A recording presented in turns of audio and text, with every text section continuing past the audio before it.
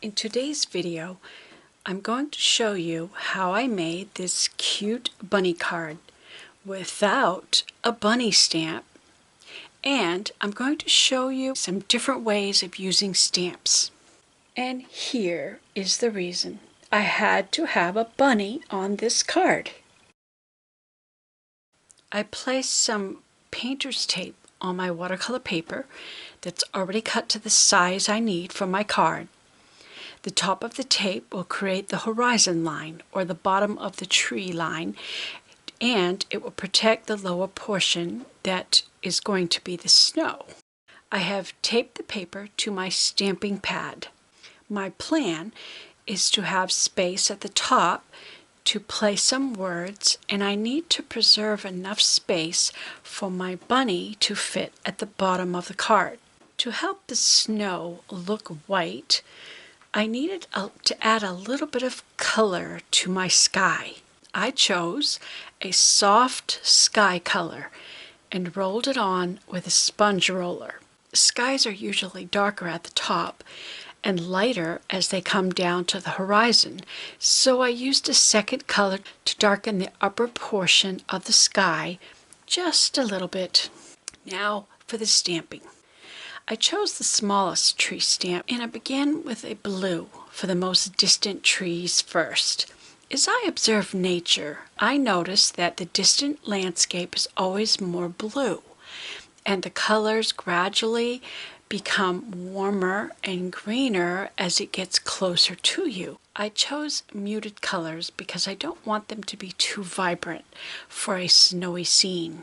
Then I used green, adding another layer of trees with the tops a little bit lower than the first layer of trees.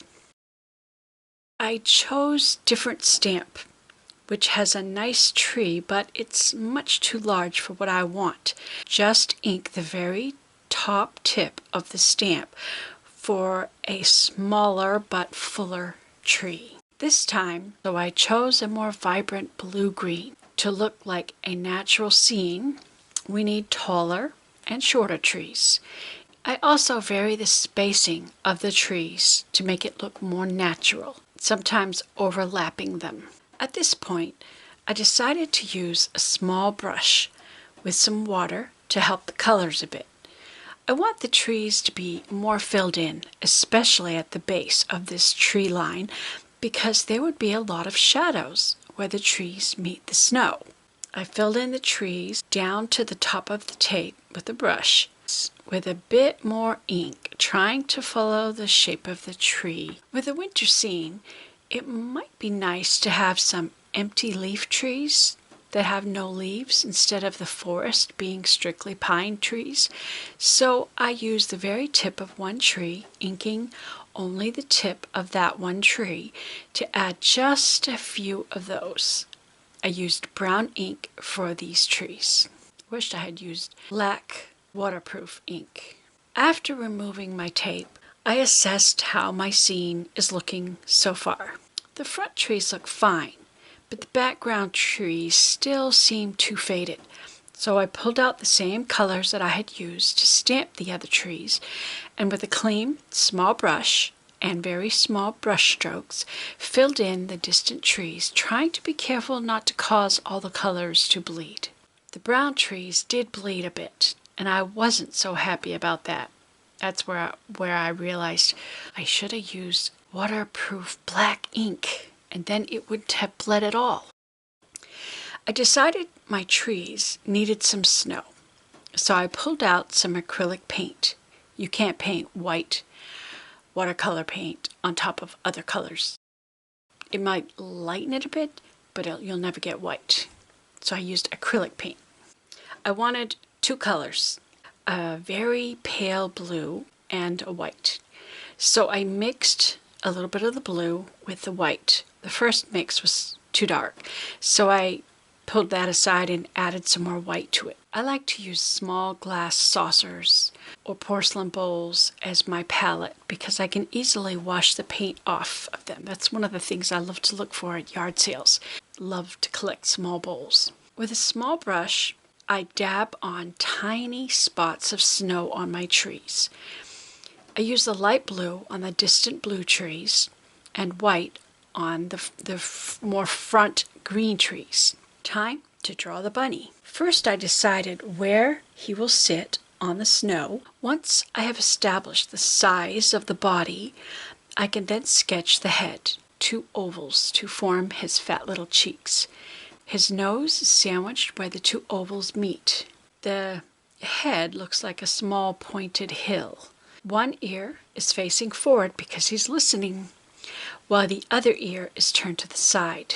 I gave myself enough space so that the bunny will fit in the white snow without touching the tree line. His eyes are narrow ovals as he looks straight at us. Now I am sketching his front paws. Next, it's time for his hind legs and his long toes. He has 3 toes, pointed toes. The back foot should sit slightly higher and be a little more forward than the foot that's closest to us for perspective. Reassessing my sketch, I felt his nose needed to be a little bit lower, so I pulled out my netted eraser. Never feel bad about erasing. After all, an eraser is just a drawing tool. Even the best of us need to make some corrections every now and then.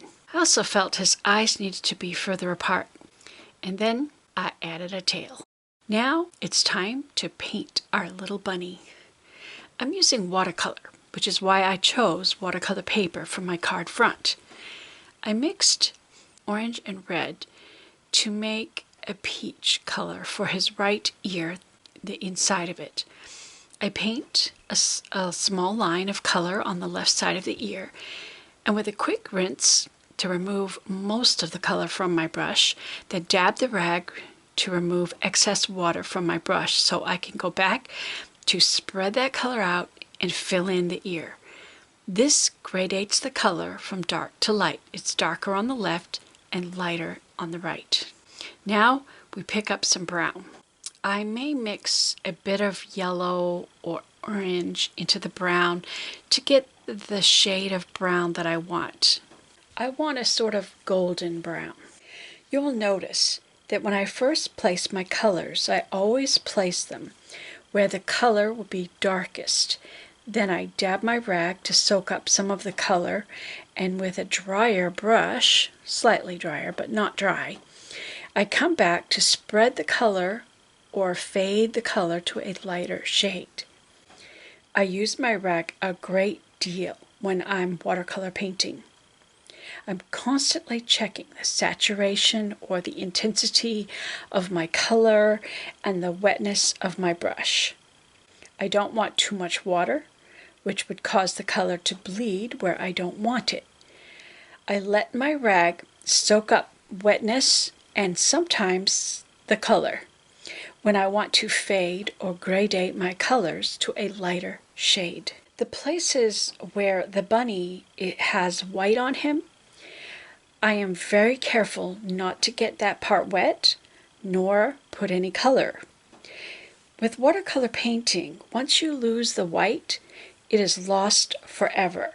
So you have to preserve the whites. The paint will only flow when and where it touches wetness. I used a little bit of gray, which is really black, thinned out with water, so you don't have very much color at all, to get gray to make the shadows on the white fur of his underbelly and under his front paws. Then I added some light blue shadows in the snow. I strategically put my snow shadows where I might have accidentally got a dab of ink in the wrong place from my fingers from inking. There are always ways to disguise blemishes. Because I did not use much water nor much paint, my bunny dries pretty quickly. I pulled out my micro-thin markers to add some details on the bunny. By the way, these markers are also waterproof. I fill in his eyes, outlined his nose and mouth, and outlining some parts of the body, not the whole thing. Only certain places I made the lines a little bit thicker. The tail is fuzzy and furry, so it has a broken line, just tiny little thin, almost dots. Now for the lettering. I used a scrap paper to show me the space I would need to make my words so that I could center my words. Then, using a pencil, I lightly sketched on my letters. Then I went over them with a thin micro marker. Then I used a slightly thicker marker to go over them again and added the dots for design. I had to have these words, and I didn't have a stamp with these words, so I had to hand letter them myself, and this is a fairly easy style to do. I then decided to add some small twigs or branches sticking up out of the snow. The branches can be bare and very scarce. They could have some small dried buds or partial leaves still lingering to the branches. Then I used some markers with color to add some hair texture on the bunny. We can now assemble our card. I used the same hand lettering to complete my message inside the card and finished it with a happy birthday stamp. This card is being made for a specific person, my grandson, whose birthday is in January, so it had to be a specific, personalized message that fit. I used a white marker to add a tiny sparkle in his black eyes. And here is the reason I had to have a bunny on this card. I made this boy sock bunny as a gift for my grandson. I made the sweater and the hat for the bunny. I also knitted a hat for my grandson with a pair of matching mittens. I had some leftover yarn of the same color, so I decided to dress the sock bunny to match. I have a series of tutorial videos on YouTube showing how to make a variety of different bunnies made out of socks. This is what I call a snow bunny. He has arms. He's made from a tube sock. I don't have a pattern for knitting his sweater, but I have made sweaters out of other socks with some nice prints. You will find those videos on my channel. Just look for the playlist Sock Bunnies. I also have video tutorials on how to knit mittens for various sizes. I hope you found inspiration from this video to stretch your creativity in card making. We are only limited by our imagination. So I had to have a bunny card with this message. Some bunny loves you, and that is Grandmama wishing you happy birthday. So my gift is done. I added one more touch. Wink of Stella. And you just brush it on so you create a little sparkle and shine. I'm not sure if the camera picks it up. I put a little bit on the trees and a few streaks on the snow, so there's a little teensy tiny bit of sparkle. I don't even know if the camera picks it up at all. Oh yes, made just for you, because you're priceless. So these are the stamps that I used, mostly this, because I really liked their small size, and the top of this one, and then the top of that one. So you don't have to use a whole stamp. You can do whatever you imagine. That doesn't look like a stamp now. It looks like a painting because I added to it. I embellished it.